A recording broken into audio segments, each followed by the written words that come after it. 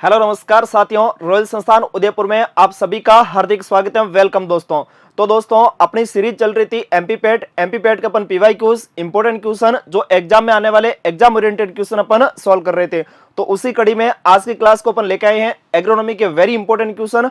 आइएगा दोस्तों, मां शारदा के आशीर्वाद के साथ क्लास को अपन कंटिन्यू करते हैं। तो देखिए, पहला क्वेश्चन क्या आपके सामने, जैव उर्वरकों के उपयोग से फसलों की उपज में कितने प्रतिशत तक वृद्धि होती है।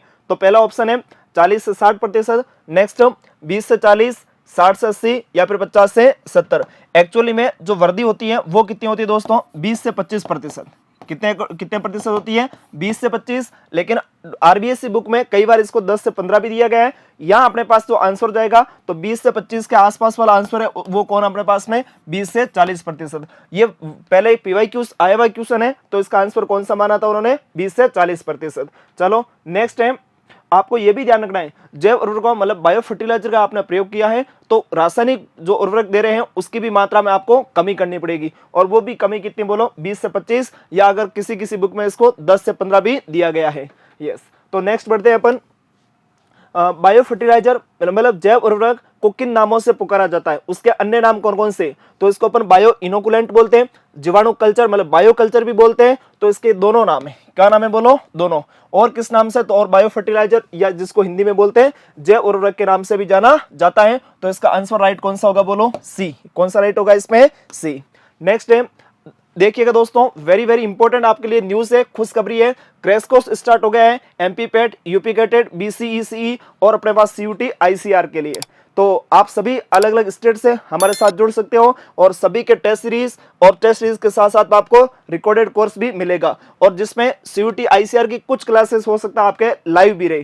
तो देश के प्रतिष्ठित संस्थान के साथ, जिसके हमेशा देश में टॉप रैंक के साथ बच्चे सिलेक्ट होते हैं और मैक्सिमम नंबर में बच्चे सिलेक्ट होते हैं। आप भी हमारे साथ जुड़ के अपने सपनों को नहीं उड़ाना दे सकते हो दोस्तों। नेक्स्ट है, निम्न में से कौन सा जीवाणु फर्न के साथ सजीवी नाइट्रोजन स्थिरीकरण करता है। फर्न बोला मतलब कौन होगा यहाँ पर, एजोला। किसकी बात हो रही है, एजोला एक फर्न है। एजोला क्या दोस्तों, एक फर्न है, मतलब यहाँ किसकी बात हो रही है, एजोला की। तो कौन सा, राइजोबियम, एसिटोबैक्टर, एनाबिना या फिर इसमें क्लोस्ट्रिडियम। तो आप सभी को अच्छे से पता है, एजोला एनाबिना ये दोनों क्या करते हैं, सहजीवी रूप से नाइट्रोजन फिक्सेशन का काम करते हैं।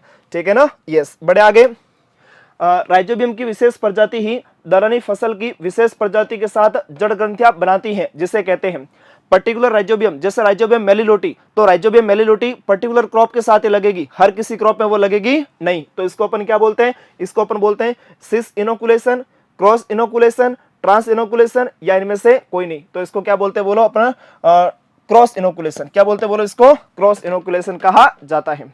यस।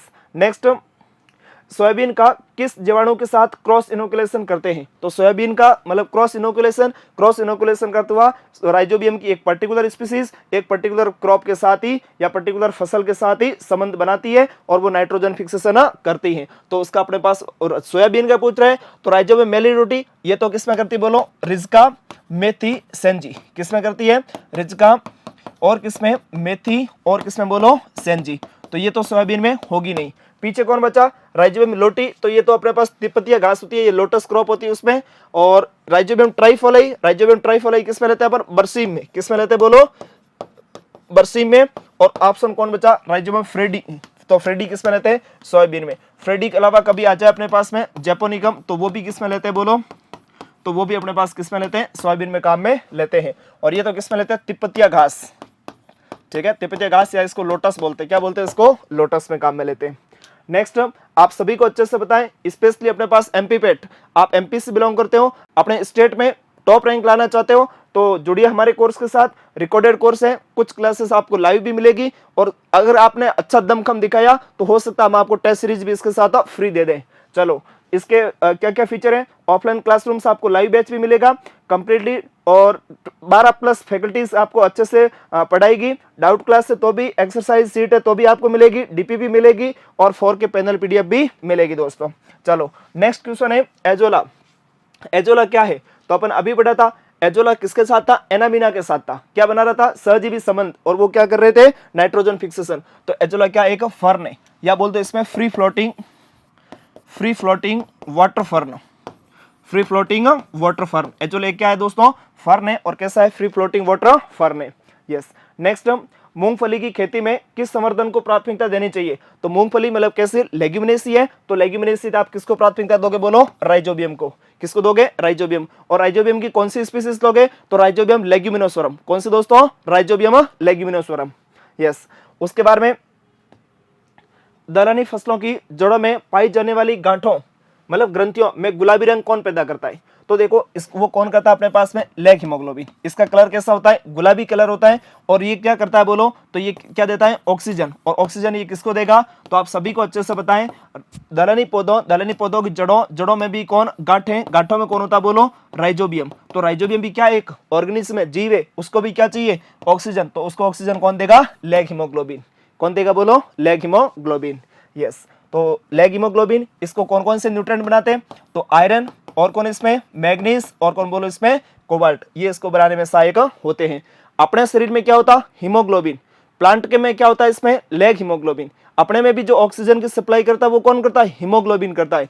ऑक्सीजन व हीमोग्लोबिन दोनों साथ में बंद बनकर बनाते हैं ऑक्सी हीमोग्लोबिन। यस। नेक्स्ट है VAM, किसका अवशोषण करते हैं, वैम, वेसिकुलर अर्बस्कुलर माइकोराइजा। वैम की खोज की थी फ्रैंक नामक वैज्ञानिक ने, और वो खोज कब की थी, 1885। कब की थी दोस्तों, 1885 में की थी। और ये किसका अवशोषण करते हैं, नाइट्रोजन, फास्फोरस, आयरन, या फिर कौन, उपरोक्त सभी नहीं। ये किसका अवशोषण करते हैं, बोलो फास्फोरस। और कभी फास्फोरस के साथ में और भी ऑप्शन सेलेक्ट करना पड़े तो आप कौन सा करोगे, बोलो जिंक। कौन सा करने वाले हो, जिंक। नेक्स्ट, बरसीम में नाइट्रोजन स्थिरीकरण के लिए कौन सा जीवाणु उत्तरदायी है? तो बरसीम में नाइट्रोजन स्थिरीकरण के लिए कौन सा, राइजोबियम फेजुलाई नहीं। फेजुलाई किस में काम में लेते हैं, बोलो रासमा ग्रुप में। किस में काम में लेंगे अपन, रासमा ग्रुप। लेकिन रासमा को छोड़कर राइजोबियम जैपोनिकम, तो जैपोनिकम या बोल दो फ्रेडी, ये दोनों ही किस में काम में लेते हैं, सोयाबीन में। किस में काम में लेते हैं, बोलो सोयाबीन में। राइजोबियम ट्राइफोलाई ये अपन लेते हैं किस में, बरसीम में। किस में लेते हैं, बोलो बरसीम में। और लास्ट में कौन रही, लुपिनी, तो ये किस में लेते हैं, लुपिन फसल होती है उसमें काम में लेते हैं अपन। ठीक है, ये हो गए सभी की अलग अलग। अब देखो पर्टिकुलर राइजोबियम की स्पीसीज पर्टिकुलर क्रॉप के साथ ही लगती है, इसको अपन बोलते हैं क्रॉस इनोकुलेशन। क्या बोलते हैं, क्रॉस इनोकुलेशन। नेक्स्ट है सोयाबीन की फसल हेतु कौन से राइजोबियम जीवाणु की आवश्यकता होती है? सोयाबीन है तो सोयाबीन के लिए आपको किसकी आवश्यकता होगी? एक तो आया था पहले राइजोबियम फ्रेडी, वो भी किसमें काम में लेते हैं, सोयाबीन में। इसके अलावा अपन किसको लेते हैं, बोलो तो राइजोबियम मेलिलोटी, राइजोबियम फेजियोलाई, राइजोबियम ट्राइफोलाई, तो राइजोबियम जैपोनिकम, ये अपन किसमें काम में लेते हैं, बोलो सोयाबीन में। किसमें काम में लेते हैं, सोयाबीन में। ठीक है, ये किसमें लेते हैं, तो ये लेते हैं अपने पास बरसीम। किसमें, बोलो बरसीम में। फेजियोलाई किसमें, राजमा ग्रुप, लेकिन राजमा को छोड़कर। और ये किसमें, बोलो रिजका, और किसमें मेथी, और बोलो किसमें, सेंजी। रिजका मेथी सेंजी, रिजका मेथी सेंजी में काम में लेते हैं।